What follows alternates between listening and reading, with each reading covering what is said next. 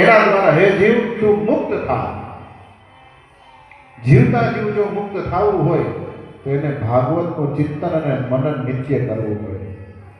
નકર આ ભગવાનની માયા એવી છે કે એક નાના એવા વિષયની અંદર તમને ને મને ફસાવી દે. આગળ બધી અજાણી વગરની કથા આવશે કે પુનઃ વળી પાછા આપણે ચક્રાવાની અંદર ભમવું પડે, સુખ દુઃખની અંદર રમવું પડે અને અસંખ્ય જન્મો લેવા પડે.